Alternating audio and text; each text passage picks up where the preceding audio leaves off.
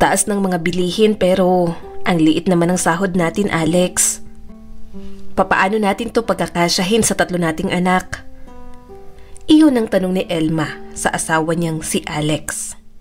Hindi niya alam kung saan pang kamay ng Diyos kukuha ng pera pangtusto sa mga pangangailangan ng 3 nilang mga anak. Mas mahirap pa dahil sa patuloy na pagtaas ng inflation rate at ang mga sahod nila nananatiling minimum pa rin. Mas nahihirapan pa ang pamilya ni Elma sa gastusin, lalo na at malapit nang pumasok sa college ang panganay nilang anak na si Mina. Samantala, sina Andre at Luna nasa high school na. Kaya natin to, Elma. Hayaan mo at hahanap ako ng ibang trabaho bukod sa construction, sabi ni Alex sa kanya. Tipid na ngumiti si Elma. Minsan talaga napapaisip ako, kung mayaman lang tayo, hindi sana ganito kahirap. Ayaw ko lang naman na mapatigil kahit isa sa mga anak natin. Mahirap lang tayo at walang maipapamana kundi yun lang. Kaya gusto ko talagang makapagtapos sila. Kahit malubog ako sa utang, gagawin ko. Mapag-aral lang sila. Hinaplos ni Alex ang likuran niya. Pasensya ka na. Ako ang padre di pamilya pero namumroblema ka pa rin. Nagsisisi ka na bang sumama ka sa akin? Umiling si Elma. Siyempre hindi.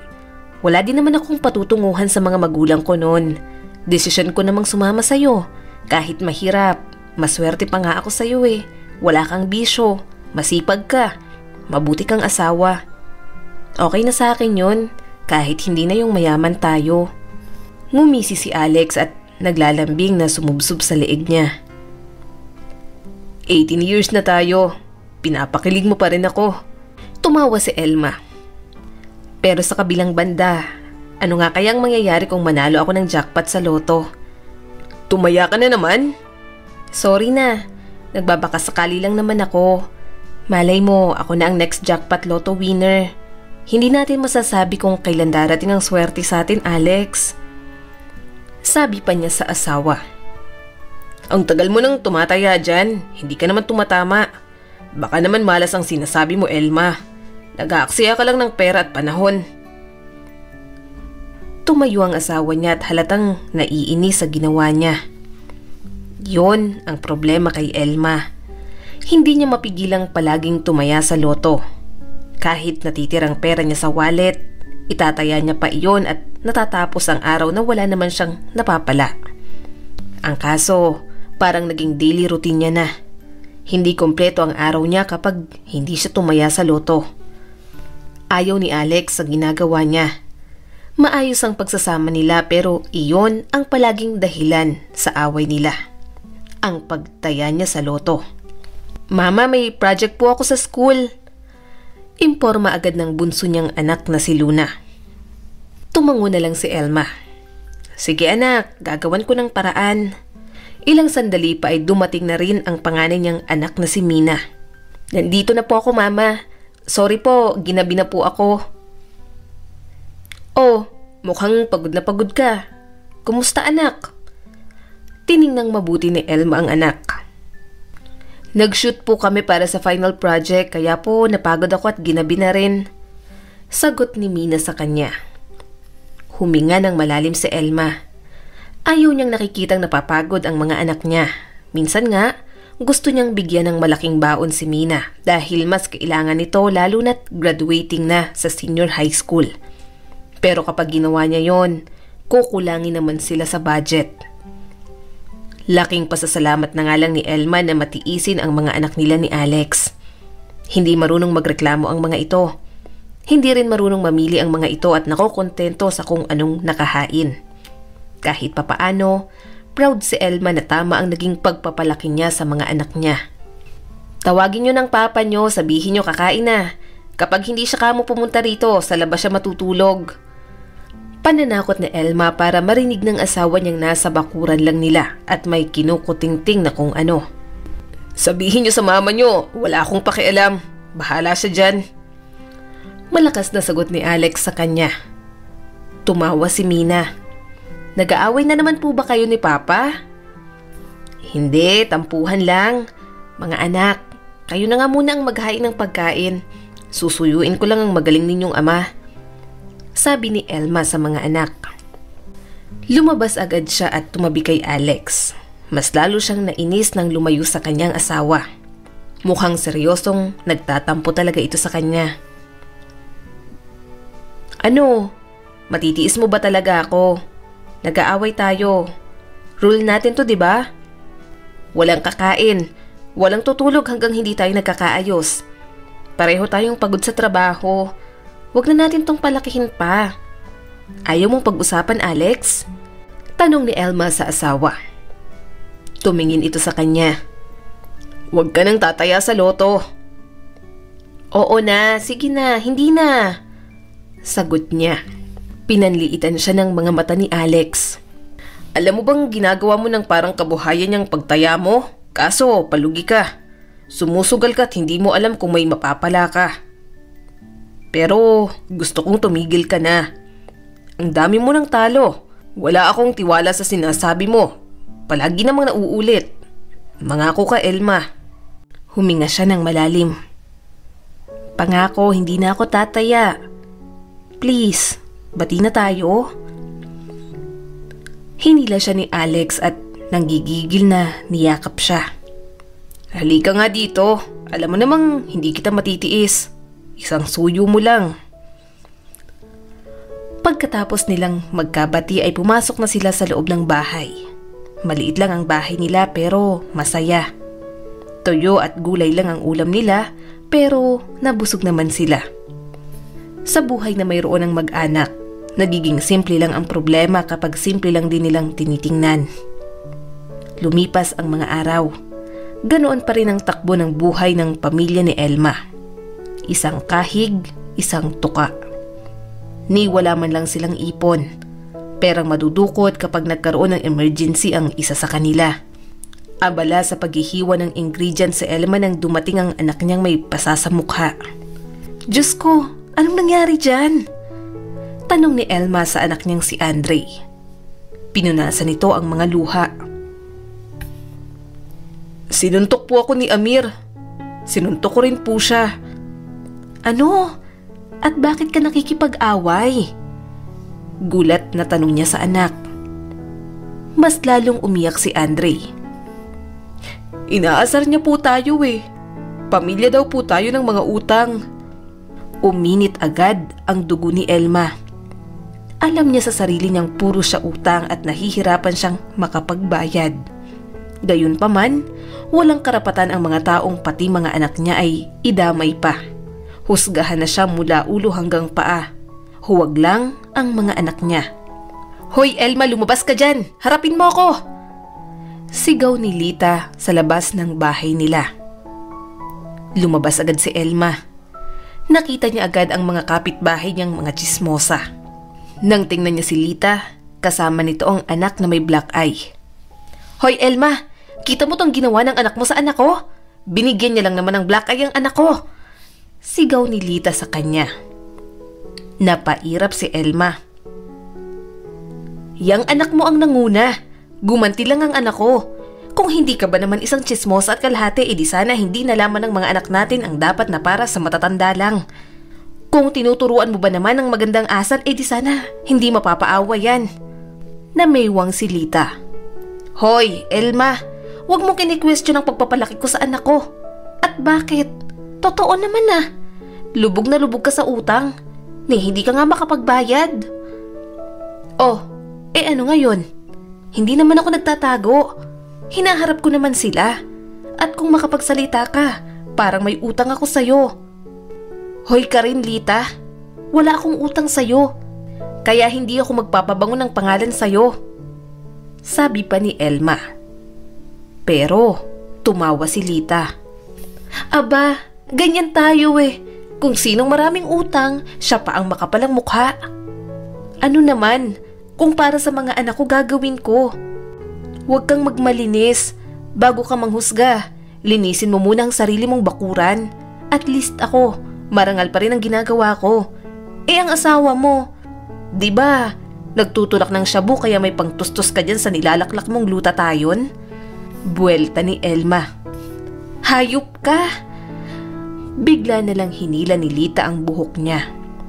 Hindi siya nagpatalo. Mahirap lang si Elma, pero hindi siya magpapaapi kung kani-kanino. Mama! Sigaw ni Mina na anak niya at tumulong na rin sa pagpigil sa kanila. Ayaw nilang magpaawat pareho. Namalayan na lang ni Elma na nasa barangay hall na sila ni Lita. Mabuti na lang talaga na settle na ang away nila.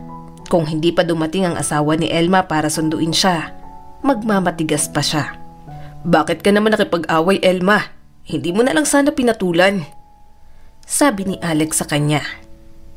Napairap si Elma. Siya ang nanguna. Siya ang unang humila ng buhok ko. Anong gagawin ko? Hindi ako tatayo lang at hahayaang saktan ako. Isa pa, saktan na nila ang lahat, wag lang ang mga anak ko. Huminga ng malalim si Alex at tiningnan siyang mabuti. Inayos na rin ito ang buhok niya. Ayos ka lang ba? Wala ka bang sugat? Tumangon na lang si Elma. Sorry, galing ka sa trabaho tapos maaabutan mo pa akong nasa barangay hall. Sinapo ni Alex ang mukha niya. Nag-aalala ako. Huwag mo nang uulitin yun ha. Halika na. Umuwi na tayo. Tumango si Elma at nagpatianod na lang. Pagkarating sa bahay nila, luto na ang hapunan na dapat ay niluto niya kanina. Binigyan agad siya ng tubig ni Mina pagkaupo niya pa lang sa upuan. Tiningnan ni Elma si Andre. Masakit ba ang pasa mo, anak? Okay lang po ako, mama. Sorry po. Halika nga rito. Naaawang wika ni Elma sa anak. Lumapit naman ito sa kanya at niyakap niya ito. Okay lang ako. Basta hanggang kaya mo, wag mo na lang patulan, anak. Ayaw kong nagkakaroon ng pasa o sugat ang poging mukha ng anak ko. Napangiti si Elma nang yumakap pa ulit ang anak niya. Si Andre lang ang anak niyang lalaki.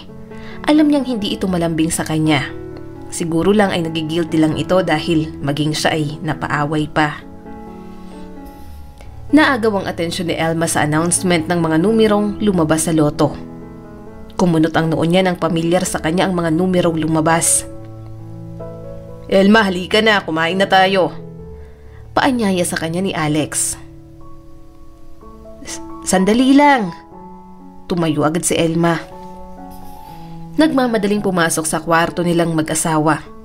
Hinanap niya agad sa bag niya ang loto ng tiket. Ano ba naman yan, Elma? Di ba napag-usapan na natin to? Tumaya ka na naman. Kumprota ni Alex sa kanya.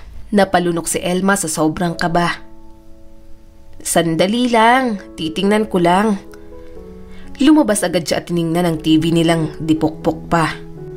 Tumulo ang mga luha ni Elma nang makitang tinamaan niya ang lahat ng numero. Ma, ano pong nangyari? Bakit ka po umiiyak? Tanong ni Mina sa kanya. Mas lalong tumulo ang mga luha ni Elma sa saya. Mayaman na tayo. Nanalo ako. Nanalo ako ng 150 million. Parang panaginip pa rin para kay Elma ang lahat. Hindi siya makapaniwalang sa isang iglap, milyonarya na siya. Iba rin talagang kumilos ang Diyos para sa kanya at sa pamilya niya. Totoo po ba? Dito na po tayo titira? Nakangiting tanong ni Luna sa kanya. Oo, simula ngayon, ito na ang magiging bahay natin. Sige na, umakyat na kayo. Pumili na kayo ng gusto niyong kwarto. Nakangiting wika ni Elma sa anak. Natawa si Elma nang nagunahan ng mga anak niya sa pag-akyat. Lumingon siya sa asawa niyang manghang-mangha pa rin. Hinawakan niya ang kamay ng asawa. Sabi ko naman sa'yo, darating din sa akin ang swerte. Sabi niya kay Alex. Marahan siyang niyakap ng asawa niya. Masaya si Elma na sa wakas maibibigay niya ang pangarap niyang buhay para sa pamilya. Sa isang taong katulad niyang nagmula sa hirap mula noong bata pa, ang pagkakaroon ng ganoong karangyaan ay minsan lang sa buhay niya. Binili ni Elma ang lahat ng mga gusto niyang bilhin para sa pamilya niya. Bili roon, bili dito. Wala siyang pakialam kung gaano kamahal. Basta ang alam ni Elma, Nabuhay sila malayo sa buhay na mayroon sila noon. "Saan tayo pupunta, Mama?" tanong ni Mina sa kanya habang sakay sila sa bagong sasakyan. "Sa lugar natin, anak. Babayaran ko lang ang mga utang ko." Tumawa si Elma. "Siguradong kapag tumungtong tayo ron, iingay na naman ang mga tsismosa." Tiningnan ni Elma ang binabaybay nilang lugar. Marami namang masasayang alaala roon kasama ang pamilya niya. Pero hindi niya alam kung bakit mas naiwan sa isip niya ang mga taong humusga sa pamilya niya noon, na para bang sobrang sama niyang tao. Kahit mga kapakanan lang naman ang mga anak niya ang iniisip niya. Ilang sandali pa, nakarating na sila sa bahay ni Mrs. Castro, ang taong inuutangan niya, at kung magpatubo ay mas malaki pa kaysa sa perang inutang niya. "Elma, ikaw na ba yan?" tanong ni Mrs. Castro nang makita siya. Tinanggal ni Elma ang salamin. "Ako nga, nandito ako para magbayad ng utang." Ngumisi si Mrs. Castro. "Aba, mukhang big time ka na yata ah. At ang sasakyan, ang ganda. Mukhang mamahalin." Lumiyad ng kaunti si Elma para mapansin nito ang mga alahas niya. Tinaas niya rin ang kamay para mapansin nito ang mga mamahaling bracelet at singsing na suot niya. Kilalang tsismosa si Mrs. Castro. Alam ni Elma na ipagkakalat agad nito ang tungkol sa kanya. Iyon ang gusto niyang mangyari. Gusto niyang ipamukha sa mga tao roon na ang dating hinuhusgahan ng mga ito, mayaman at sosyal na ngayon. At ang alahas, ang gaganda naman. Anong nangyari? Bigla ka na lang nawala at ang pamilya mo. Akala ko, tinakasan mo ng mga utang mo sa akin. Big time ka na pala. Parang santang sabi ni Mrs. Castro sa kanya. Napangiwi si Elma. Hindi siya sanay sa mabait na Mrs. Castro. Alam na alam niya ang ugali nito. Halos ipakain na sa kanya noon ang mga mura nito at masasamang salita kapag hindi siya nakakapagbayad. Tandang-tanda niya rin kung paano siya pinahiya nito. "Kaya nga nandito ako para magbayad." Tumingin si Elma kay Mina. "Gusto mo bang pumasok sa bahay ni Mrs. Castro o dito ka na lang sa sasakyan natin, anak?" Tipid na ngumiti si Mina. "Dito na lang po ako, Mama. Hihintayin na lang po kita." Tumango na lang si Elma. Sumunod na siya kay Mrs. Castro. Lihim na lang siyang natawa. Kung ituring siya nito, parang napakahalagang bisita niya. "Bilisan ninyo, maglapag na kayo ng merienda dito." Hindi mapakaling utos ni Mrs. Castro sa mga kasama nito sa bahay. Mapait na ngumiti si Elma. Iba rin talaga ang nagagawa ng pera sa mundo. Kapag wala siyang kayamanan, baka kahit tapunan ng tingin, hindi gagawin ng mga taong nakapaligid sa kanya.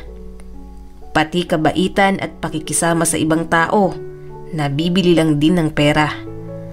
Hindi maiwasang malungkot ni Elma pero iyon ang masakit na katotohanan.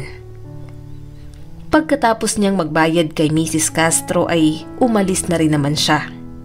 Wala naman siyang balak na makipagkaibigan sa mga taong tulad nito. Isa pa, baka naiinip na ang anak niyang si Mina sa sasakyan nila. Pagkalabas, naabutan niya agad na kausap ni Mina ang kababata nitong si Noah. "Kung ganon, hindi ka na sa public university mag-aaral?" Tanong ni Noah sa kanya. Tumaas ang isang kilay ni Elma at siya na ang sumagot. Hindi bagay ang anak ko sa mga ganong eskwelahan. I-enroll ko na siya sa mamahaling university. Sayang ang ganda at talino ng anak ko." "Maganda rin naman po ang turo sa public, Aling Elma. Nakakapasa rin naman po sa board exam yung mga estudyante doon." Imporma sa kanya ni Noah. Pero humalukip-kip si Elma. "Alam ko naman, pero gaya ng sabi ko, sa mamahaling school ko siya ipapasok. Hindi sa school mo na pang mahirap." "Ma!" Suway ni Mina sa kanya. "Totoo naman, 'di ba? School yun ang may hirap at walang choice sa buhay. Paano kapag di na nga mayaman tapos bobo pa? Patuloy pa ni Elma. Noah, sorry kay mama. Aalis na kami. Hinila na siya ni Mina. Ma, tara na po. Napairap si Elma at sumakay na rin sa sasakyan. Nang nasa biyahe na sila ay panay ang talak niya. Akala mo ba hindi ko alam na gusto ka ng batang yon? Halata naman. Ngayon lang ako nagkaroon ng pagkakataong sitahin. Tingin pa lang, halatang gusto ka. Abay, hindi naman ako papayag na mapunta ka lang doon. Magulo rin ang pamilya ng batang yon kaya ayoko sa kanya. Komento pa ni Elma. Napailing si Mina. Pero sana po, hindi niyo po sinabi yun kay Noah. Parang minamaliit niyo naman po siya eh. Nanlaki ang mga mata ni Elma. Pangmamaliit na pala ang pagsasabi ng totoo? Mahirap naman talaga sila. Mabuti na lang talaga sa ibang school kita papapasukin. Doon makakakita ka ng mas gwapo at mas mayaman. Masamang impluwensya yung Noah na yan sa'yo. Baka pikutin ka pa, lalo pat mayaman na tayo. Ma, hindi po ganyang klaseng tao si Noah. Kababata ko rin po siya. Katwiran pa ng dalaga. Simula nang mangyaring pag-uusap nila hanggang makabalik ng bahay nila, hindi na siya kinausap ni Mina. Hinabol niya na lang ito ng tingin nang padabog itong bumaba mula sa sasakyan. Mina! Sigaw ni Elma sa anak. Kunot noong tumingin sa kanya si Alex. Anong nangyari sa inyo? Bakit masama ang loob ni Mina? Pinapalayo ko lang naman sa Noah na yung anak natin, Alex. Hindi na dapat siya dumidikit sa mga taong ganun. Mayaman na tayo kaya dapat sa mayaman na rin siya dumikit. Wika ni Elma. Napailing si Alex. Naririnig mo ba yung sinasabi mo? Kailan ka pa naging matapobre, Elma? Nakalimutan mo na bang bago natin matamasa to'y naging mahirap din naman tayo? Hindi siya nakasagot. Gusto niya lang naman ay kung ano ang makakabuti kay Mina. Bakit ba parang hindi makita ng pamilya niya yon? Bakit naman iisipin ko pa kung mahirap ako dati? Ang mahalaga mayaman na tayo at hindi na tayo mahirap. Bakit ba hindi niyo ako maintindihan? Puno ng hinanakit na tanong ni Elma sa asawa. Bumuntong hininga si Alex. Ayokong manggaling sa akin ng mga salita lalo pat parang sarado ang utak mo ngayon, Elma. Ayaw ko rin na mag-away tayo. Magulang niya tayo pero matuto ka ring ibaba ang pride mo. Sa pagkakataong ito, ikaw ang mali. At ako pang mali ngayon. Mapaklang tumawa si Elma. Ako nang kakausap sa anak natin. Mukhang wala kang balak na suyuin siya. Sabi ni Alex at umakyat na rin para kausapin ang anak nilang si Mina. Mas lalong sumama ang loob ni Elma. Binibigay niya naman ang lahat para sa pamilya niya pero pakiramdam niya parang siya pa itong masama. Gusto niya lang namang maging masaya sila ng pamilya niya. Kalimutan na ang masasakit na alaalang nangyari nang mahirap pa sila noon. Pero pakiramdam niya, siya ang kontrabida sa buhay ng mga ito kahit ginawa niya naman ang lahat. Nandito ka pala, sabi ni Alex sa kanya at humilig din sa veranda. Matulog ka na, di ba galit ka sa akin? Nagtatampong wika ni Elma. Magkaaway tayo. Sa tingin mo ba kaya kong matulog ngayong gabi ng ganito tayo? Alex, ayaw mo na ba sa akin dahil masama ang ugali ko? Ilang taon na tayong magkasama, Elma. Alam ko na kung gaano kasamang ugali mo minsan pero iniwan ba kita? Hindi napigilan ni Elma na yakapin si Alex. Ang swerte niya talaga sa asawa niya. Para sa kanya, wala nang ibang lalaki ang makakapantay ng pagmamahal nito. Makipag-ayos ka sa anak natin. Humingi ka ng tawad sa kanya. Magulang tayo.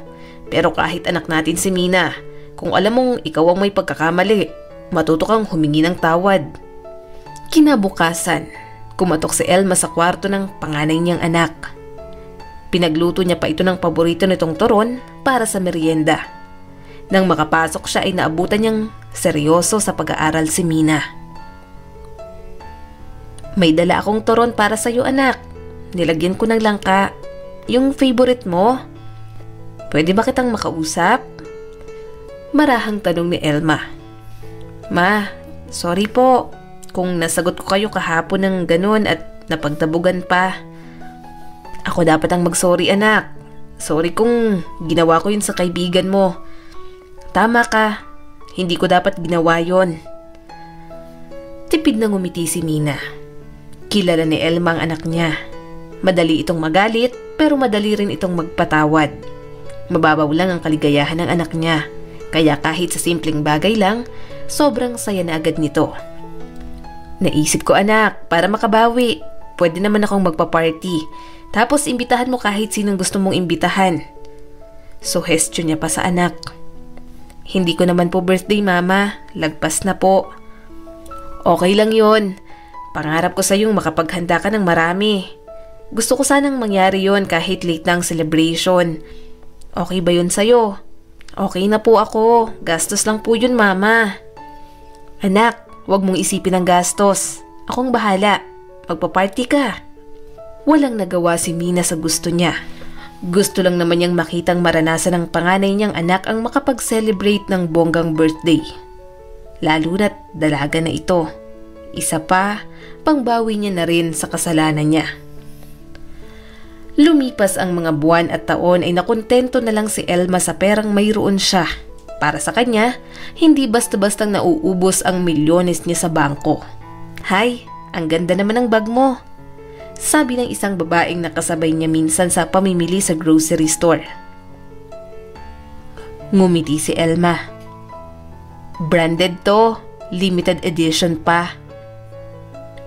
I know, I want that bag kaso naubusan ako ng stock. But anyway, I'm Cherry. What's your name? Nakangiting tanong ni Cherry sa kanya. Ah, ako naman si Elma. Tiningnan ni Elma mula ulo hanggang paa ang babae. Mukhang mayaman si Cherry. Iyon ang palaging sinasabi niya sa mga anak niya. Dapat ay palagi na lang dumikit ang mga ito sa mayayamang tao. Hindi inasahan ni Elma na simula noon ay naging kaibigan niya si Cherry. Para sa kanya, mabuting may kaibigan siyang sosyalera. Nagiging sosyal din siyang kumilos at manamit. Oh, saan ka na naman pupunta? Tanong ni Alex nang makitang bihis na bihis si Elma. Ngumiti si Elma at nagkabit agad ng hikaw. May gagawin lang kami ni Cherry. Alam mo na, girl bonding. Kumunot ang noo ng asawa niya. Linggo ngayon, Elma. Nangako ka sa mga anak natin, di ba? Mamamasyal tayo sa amusement park. Alex, baka naman pwedeng ikaw nang magpasyal sa kanila. Importante yung lakad ko ngayon. Next time na lang ako sasama. Pero, Elma, hinalikan niyang asawa niya at hindi na pinansin pa ang reklamo nito. Mas mahalaga ang lakad nila ni Cherry. Sabi nito ay ipapakilala siya sa mga mayayamang kaibigan din nito. Pagkarating sa mall ng mga mayayaman, artista at mga politiko, namangha agad si Elma. Ni sa panaginip, hindi niya inaasahang makakatungtong siya roon. Naglalakad lang siya ay nakakita pa siya ng isang maliit na bote ng alak na nagkakahalaga agad ng 100,000. Oo nga pala, saan tayo pupunta? Tanong ni Elma sa kaibigan. Ngumiti si Cherry. We are going to casino. Nandun ang friends ko. And you told me, di ba gusto mong magsugal? So, try mo yung casino. Masaya yun. Ngumisi si Elma. Pagkarinig niya pa lang ng casino, parang tunog pang mayaman agad. Kapag naman bingo lang, pang mahirap. Kailangan mo muna ng membership card. I already have my own card pero ikaw, wala pa. So, yun muna yung asikasuhin natin. Imporma ni Cherry sa kanya. Inayos na ang membership card niya. Ilang sandali pa, nakapasok na rin siya sa loob. Namangha agad si Elma sa nakita. May mga babaeng nagsasayaw sa gitna. Maraming gambling machines, may buffet pa siyang nakita. Ang ganda naman dito, Cherry. Ngayon lang ako nakapunta sa ganitong klaseng lugar. Since member ka na dito, free mong matitikman lahat ng pagkaing siniserve nila sa buffet table. And take note, it's different cuisines. Yang mga nakikita mo namang maiilaw, mga gambling machines yan. But that's too cheap. Nasa taas ang tunay na essence ng casino, kung saan naglalaro ang mga politiko at mga bigating tao. Nandun din yung mga friends ko. Paliwanag ni Cherry sa kanya. Sa lugar na iyon, tinuruan siya ni Cherry kung papaano ang diskarte. Sinamantala naman yun ni Elma. Naniniwala kasi siyang sa kanya na palaging nakapanig ang swerte. Kaya naman, nang tumama siya ng mas malaking halaga, mas lalo siyang nawili sa pagkakasino. Pag uwi ni Elma, bumungad sa kanya ang mga anak niya. Mga anak, kumusta ang pamamasyal ninyo? Masaya po, Mama. Sumakay po kami sa Ferris wheel. Sobrang saya namin. Bakit hindi po kayo sumama? Ngumiti ang anak niyang si Luna. Busy ako, anak. Masaya ako at nag-e-enjoy din naman ako. Sige, akyat muna ako, ha? Gusto ko nang magpahinga. Paalam ni Elma sa mga ito. Kumunot ang noo ni Alex. Hindi ka sasabay sa aming kumain? Okay na ako. Kayo na lang ang kumain. Busog pa ako. Umakyat na si Elma sa silid nilang mag-asawa. Nagtatanggal na siya ng damit nang hindi niya namalayang sumunod pa lang asawa niya. Saan ka ba talaga nagpupunta? Ano bang ginagawa mo? Sunod-sunod na tanong ni Alex sa kanya. Huwag kang mag-alala, okay? Baka iniisip mong nagloloko ako sa'yo. Hindi ko magagawa yun. Matanda na tayo. Isa pa, diba? Si Cherry nga ang kasama ko. Napakilala ko na siya sa inyo. Paliwanag agad ni Elma. Ayaw niyang sabihin sa asawa niyang nagsusugal siya sa kasino. Kilala niya si Alex. Ayaw na ayaw nitong nagsusugal siya. Kaya para hindi mag-away ay mas mabuting itago niya na lamang. Elma, hindi ko na gusto tong ginagawa mo. Ano bang nangyayari sa'yo? Ano bang mali, ha? Tanong ng asawa niya.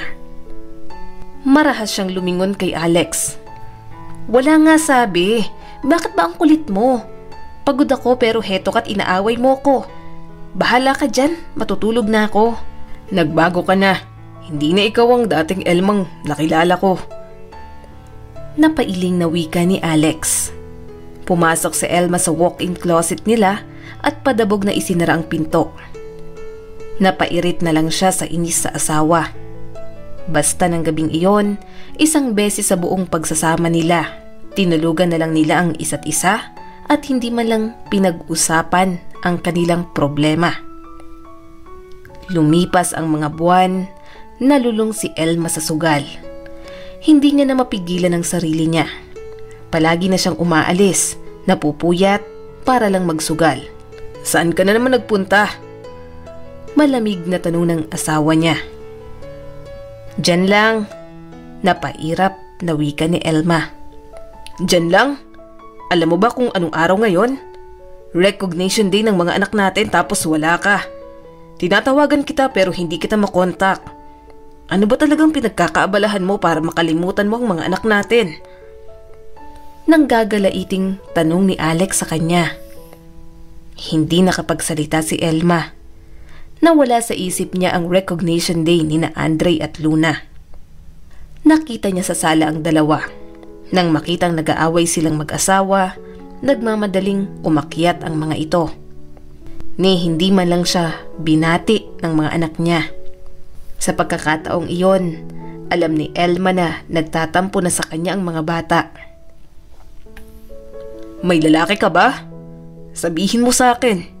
Niloloko mo ba ako? Mariing tanong ni Alex. Hindi. Hindi ko magagawa yun, Alex. Nanlalaki ang mga mata ni Elma. Ayaw niyang mag-away sila pero mas ayaw niyang maging dahilan ng pag-aaway nila ang impormasyong wala namang katotohanan. Sugalera at sinungaling siya pero hindi siya maghahanap ng ibang lalaki kahit kailan. Kung ganun, Sabihin mo, ano bang problema? Kinagat ni Elma ang pang-ibabang labi. Nagsusugal ako, Alex.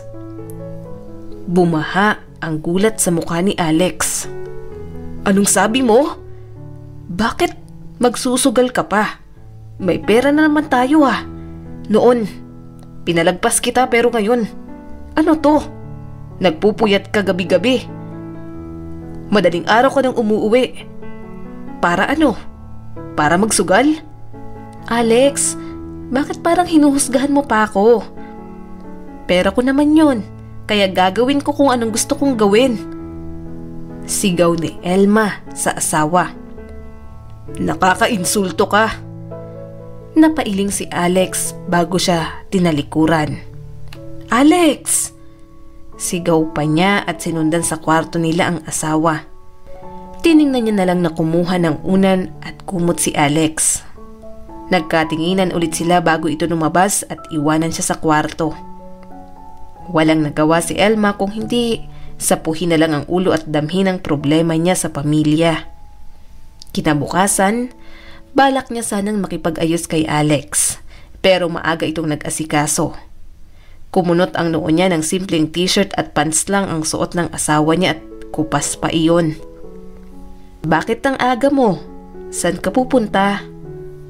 Tanong ni Elma. Bumuntong hininga si Alex. Babalik na ako sa pagtatrabaho sa construction. Kailangan ko ng pera para sa mga anak natin. Sorry agad ha. Hanggang pagtatrabaho lang sa construction ang alam kong gawin. Mahirap lang ako. Ayaw kong umasa sa pera mo at itulad ako sa ibang taong iniinsulto mo. Tumayo agad si Elma at hinawakan ang braso ng asawa. Sorry Alex. Hindi ko naman intensyong iparating ang ganyan sa'yo. Asawa kita, kaya bakit naman kita iinsultuhin? Aalis na ako, sabi ni Alex sa kanya. Niyakap niya ang asawa niya. Alex, wag namang ganito. Pag-usapan natin to. Wag ka nang bumalik sa trabaho mo dati. Maayos na naman ang buhay natin. Bumuntong hininga si Alex bago kumalas sa yakap niya. Nakapayag na ako sa dating kasamahan ko. Babalik ako sa pagtatrabaho. Mag-usap na lang tayo pag uwi ko. Hindi na napigilan ni Elmang umiyak nang umalis si Alex. Iyon na yata ang pinakamalalang pag-aaway nila. Natatakot siyang baka dumating ang panahong magsawa sa ugali niya ang asawa niya. Lumipas ang mga linggo. Nag-uusap naman sila ng asawa niya pero alam ni Elma na hindi pa sila lubusang maayos. Pumunta na lang muna siya sa bangko para mag-withdraw ng perang pambayad sa tuition fee ng mga anak niya. Kaso, natigalgal siya nang makitang 5 milyon na lang ang natitira sa pera niya. Problemado tuloy si Elma. Hindi siya makapaniwalang sa loob ng 2 taon, iyon na lang ang natira sa perang napanalunan niya. Umabot pa siya sa puntong kinuwenta niya lahat kung saan siya gumastos para maalala lang niya kung bakit naubos ng ganoon ang pera niya. Ilang sandali pa, tumawag si Cherry sa kanya. Hello Mare, ang tagal na kitang hindi nakikita dito sa casino. Punta ka na, miss ka na namin. Naglaylo muna kasi si Elma sa paglalaro sa casino. Gusto niya munang palipasin ang galit ng asawa. Gayunpaman, nang makita niyang iyon na lang ang laman ng bank account niya ay naengganyo na siya ni Cherry. Pumunta si Elma sa casino na may goal na mapalaki ang pera. Pero hindi iyon ang nangyari. Hindi ako pwedeng matalo. Last ko ng pera yan. Naiiyak na sabi ni Elma sa kalaban niya. Pero ngumisi ang kalaban niya. Misis, sugal to. Ikaw ang natalo kaya tanggapin mo na lang. Humarap si Elma kay Cherry. Cherry, tulungan mo ko. Hindi pwedeng mawala sa akin yun. Last money ko na yun. Nagsalubong ang mga kilay ni Cherry. Ha? Maliit lang ang 5 milyon. Bakit mo pinanghihinayangan? Isa pa, akala ko ba mayaman ka katulad namin? Bakit parang 5 milyon? Big deal na sa'yo. Nagtawanan ang mga kaibigan ni Cherry. Ni hindi na napagtanggol ni Elma ang sarili. Mali siya ng itinuring na kaibigan. Akala niya, kaya niyang makibagay sa mga mayayaman. Pero katulad lang din ng mga ito ang ibang tao. Hinuhusgahan siya kapag wala siyang maipagmamalaki sa mundo. Hindi napigilang umiyak ni Elma. Hindi niya na mababawi ang pera niya. Wala nang natira sa kanya. Ni hindi niya pa nababayaran ang tuition fee ng mga anak niya. Sa isang iglap, nawala ang natitirang 5 milyon sa kanya. Tulala si Elma nang makauwi sa bahay. Ilang sandali pa, binuksan ni Mina ang pinto ng kwarto. "Mama, si Papa!" Umiiyak na sabi ni Mina sa kanya. "Bakit? Anong nangyari?" Kinakabahang tanong ni Elma. Mas lalong umiyak si Mina. "Tumawag po yung katrabaho niya.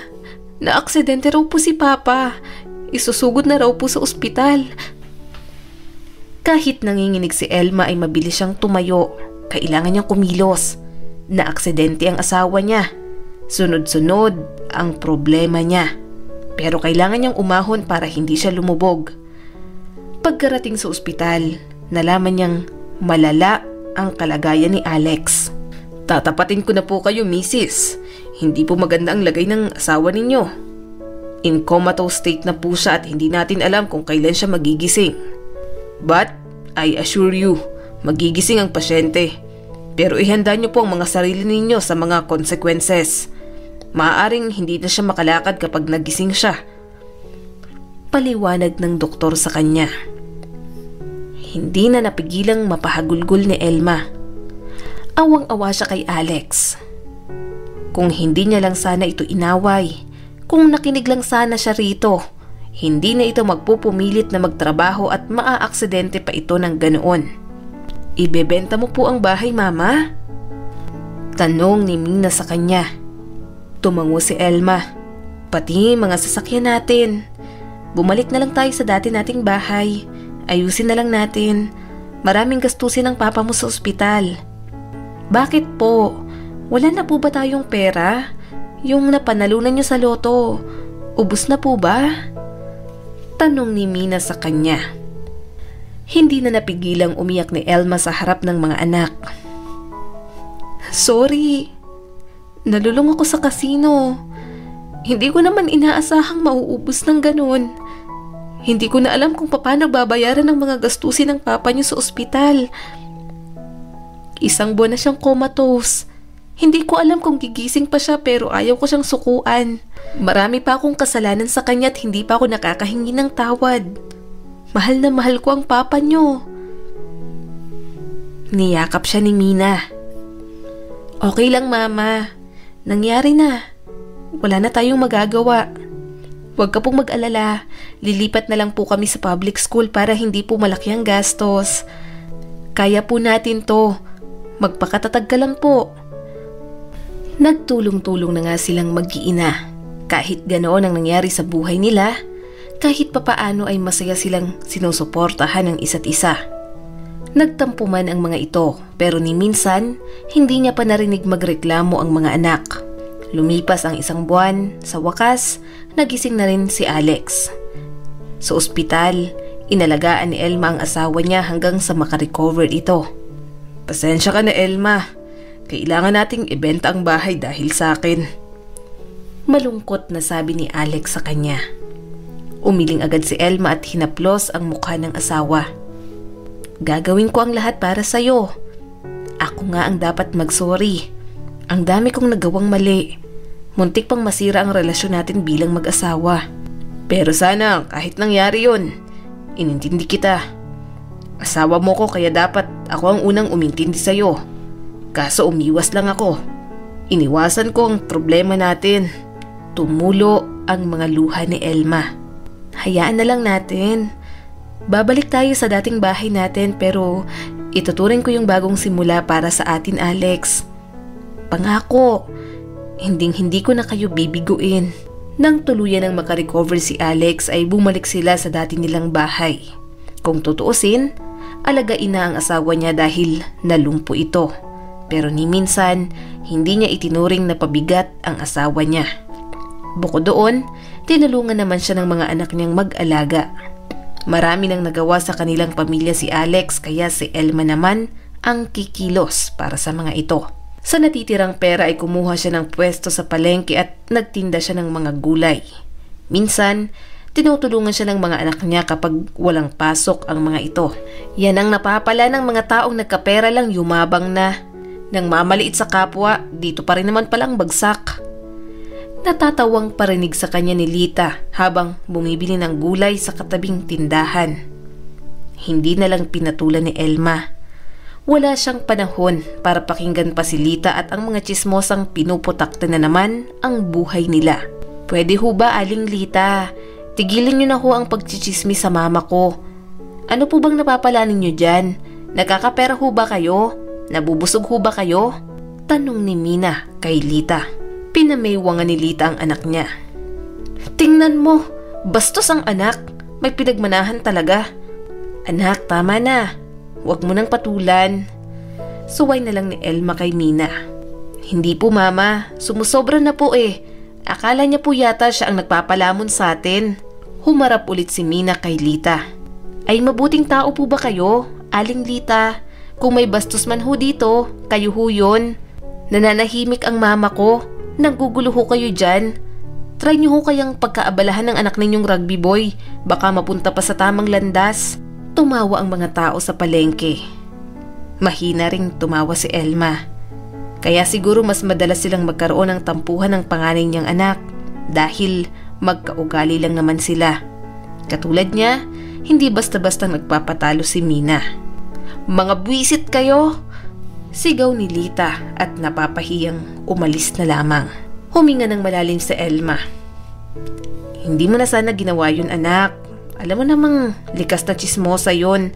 Baka pag initan ka pa at gawan ka pa ng mga chismis kahit hindi naman totoo. Ayos lang po yun, mama. Halos alam naman ng lahat dito sa atin ang ugali ni Aling Lita. Huwag po kayong mag-alala sa akin.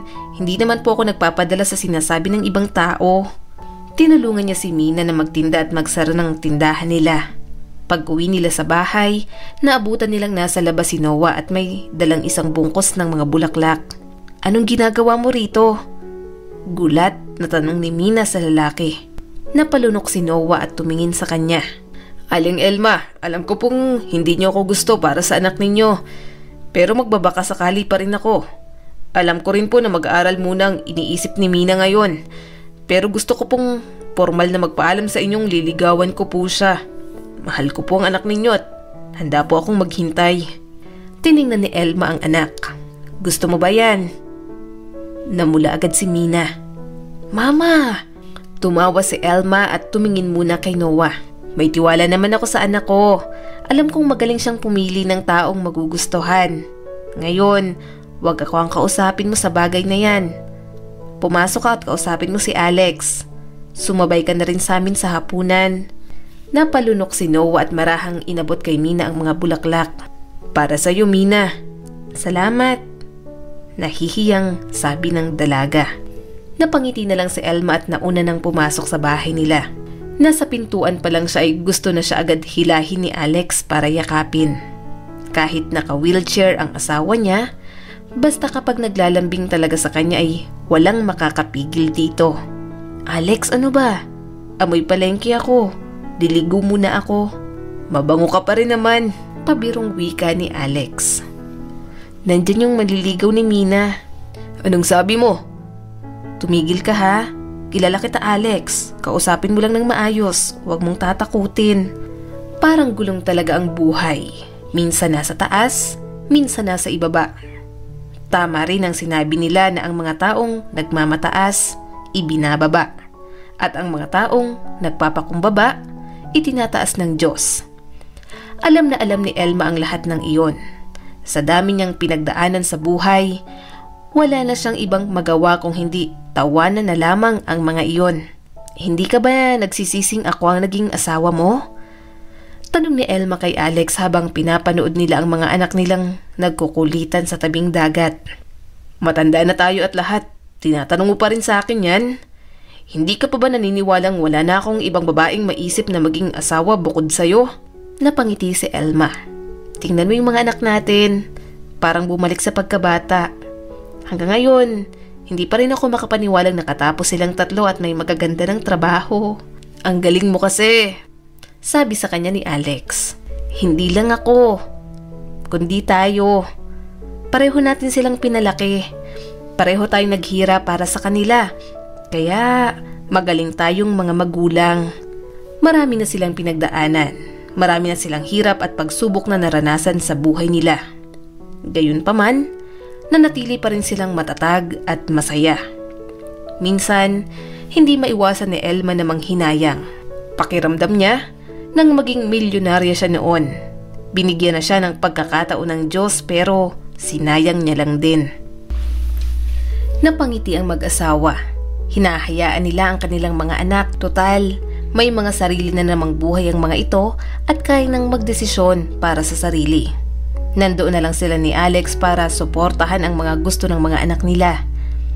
Pagkatapos kumain, tumambay na lang si Mina sa tabi niya. "Kumusta ka, Mama?" Tanong ni Mina sa kanya. "Okay naman ako, anak." "May pangtaya ka pa ba sa loto?" Tanong nito sa kanya. "Ano ka ba? Patagal na akong hindi tumataya." "Joke lang po, Mama. Sinusubukan lang po kita. Para kasing ikaw yung nakita ko nung isang araw sa Lotto Outlet." Napailing na lang si Elma. Alam niyang inaasar na naman siya ng kanyang anak. Naging sugalera siya pero mas natuto siya sa buhay kaya nilabanan niya na ang bisyo na iyon. "Simula nang mangyari sa buhay natin yun, anak. Hindi na ako tumaya pa. Nagbago na rin ang pananaw ko. May swerte pala talagang isang tao sa buhay kung sasamahan ng kilos at tiyaga. Napatunayan ko yon nang makapagtapos kayo ng pag-aaral. Iyon ang tunay na swerte." Hindi naging madali para kay Elma ang mga nagdaang taon. Siya lang ang nagtatrabaho. May daily maintenance ang asawa niya. Gayunpaman, ginawa siyang matibay ng mga pinagdaanan niya sa buhay. Ngumiti si Mina. "Salamat po, Mama. Salamat sa lahat ng sakripisyo ninyo sa amin. Hindi ka po perpektong ina pero the best ka sa lahat. Ma, kaya kong palakihin ng maayos ang mga anak ko kasi pinalaki mo pa rin ako ng maayos. I love you po." "I love you din, anak. Mahal ko kayo ng mga kapatid mo." Nagpatuloy pa rin sila sa buhay kahit sila na lang ng dalawang mag-asawa ang naiwan sa bahay nila. Masaya pa rin naman sila. Hindi man din nakakalimot bumisita ang mga anak nila kapag may pagkakataon. "Sige na po, Mama. Magpakasal po ulit kayo. Golden anniversary nyo naman." Pamimilit sa kanya ni Mina. "Ayaw ko nga," sabi Mina. "Gastos lang yan. Bakit magpapakasal pa ulit kami ng papa mo? Kasal na kami. Okay na yun. Kakain na lang kami sa labas para i-celebrate yun. Ayaw ko nang maghahanda pa ng party at ikakasal pa kami. Tandang-tanda ko na. Baka akala ng mga tao, kung kailan ako tumanda saka naman ako nag-iinarte." Pagpasok ni Elma sa bahay ay laking gulat niya nang maabutan ang loob ng bahay niyang maraming lobo at mga bulaklak. May hawak pa ang anak niyang si Andre na kartolina na may nakasulat na, "Will you marry me again?" Kinakabahang inilabas ni Alex ang kahon ng singsing. "Matagal ko nang pangarap na bigyan ka ng magarbong kasal, Elma. Sana pakasalan mo ulit ako. Marami na tayong hirap at problemang pinagdaanan pero hanggang ngayon, nananatili ka pa rin. Nasa akin ka pa rin. Kaya hayaan mo sana akong sabihin ulit ang mga pangako ko sa'yo." Hindi napigilan ni Elma ang maiyak. Matanda na siya pero naiiyak pa rin siya sa proposal. Kilig, tuwa at kaba ang pinaramdam sa kanya ni Alex ng mga oras na iyon. "Siyempre naman, pakakasalan ulit kita. Makakatanggi ba ako sa mukhang yan?" Singhal ni Elma sa asawa at sinugod ito ng yakap. Natawa na lang ang mga tao sa loob. Walang pakialam si Elma. Moment niya yon, kaya magmamaganda na siya. Katulad nga ng plano ay kinasal ulit sila sa wedding anniversary nila. Nahihiya si Elma sa dami ng dumalong tao. Pakiramdam niya, ang tingin ng mga ito sa kanya ay isang matandang babaeng nagmamaganda at nag-iinarte. Gayunpaman, hindi niya na inisip iyon. Mahal naman siya ng asawa niya. Elma, 50 years ago, ipinangako ko sa iyo ang aking pagmamahal. Pero parang kahapon lang nang nangako akong mamahalin ka, pararangalan, aaliwin at iingatan. Nangako akong mananatili sa tabi mo kahit anong mangyari. Sa panahon ng kagipitan at sa panahon ng kasaganaan at sa natitirang bahagi ng ating buhay. Nasa atin ang lahat ng mga bagay na yon at sa nakalipas na taon, ikaw ang nasa tabi ko habang tayo ay lumilikha ng isang pamilya, isang tahanan at isang buhay na magkasama. Wika ni Alex. Ngayon, sa piling ng Diyos, sa ating pamilya at mga kaibigan, muli kong sasabihin ang mga pangako ko sa iyo. Ipinapangako ko ang aking walang hanggang pagmamahal at sabik na naghihintay sa kung ano ang maaaring idulot sa atin ang buhay. Patuloy pa ni Alex. Kay Elma naman ibinigay ang microphone. Hindi pa siya nagsasalita ay napahikbi na siya. Nagtawanan tuloy ang mga bisita. Sa araw ng ating kasal, marami akong ipinangako sa iyo noon, kasama ng aking katapatan. Sa matinding kalungkutan at panghihinayang, aminin na sinira ko ang panatang iyon, ngunit napagtanto ko ngayon ang bigat ng aking pagkakamali. Ang iba ay darating at umalis, pero ikaw ang permanente sa buhay ko, Alex. Ang taong lagi kong mamahalin. Naniniwala ako sa kasal na ito ng higit pa kaysa sa dati, at muling pinagtitibay ko ang aking pagmamahal at pangako sa iyo. Ma, ready na po ba kayo sa honeymoon ninyo ni Papa? Ihahatid na namin kayo. Pangaasar pa sa kanya ni Mina habang nasa reception. Tumigil ka nga dyan, Mina. Kinurot ni Elma ang anak sa tagiliran. Tumawa na lang si Mina. Ilang sandali pa, naging pamilyar kay Elma ang daang tinatahak nila. Pagtigil ng sasakyan, nagulat siya nang dinala silang mag-asawa ng mga anak niya sa bahay na binili niya noon nang manalo siya sa loto. Anong ginagawa natin dito? Tanong ni Elma sa anak. Dito kayo mag-honeymoon ni Papa. Mama, sayo na po ulit ang bahay na to. Pinag-ipunan po naming 3 yan para mabawi po namin. Sabi ni Luna sa kanya, ang bunso niyang anak. Salamat mga anak. Hindi na napigilan ni Elma ang mapaiyak. Hindi man naging maganda ang nangyari sa buhay ni Elma. Pinaglaruan man siya ng kapalaran, dumaan man ang swerte at kamalasan sa kanya, nanatili pa rin ang pamilya niya sa kanya. Para kay Elma, ang pamilya niya ang tunay na maswerte at kayamanan sa buhay niya. Maraming salamat sa patuloy na panonood sa aking munting channel. Kung nagustuhan mo ang videong ito ay huwag mong kalimutang mag-like and subscribe at pakipindot mo na rin ang notification bell para updated ka sa mga susunod nating video.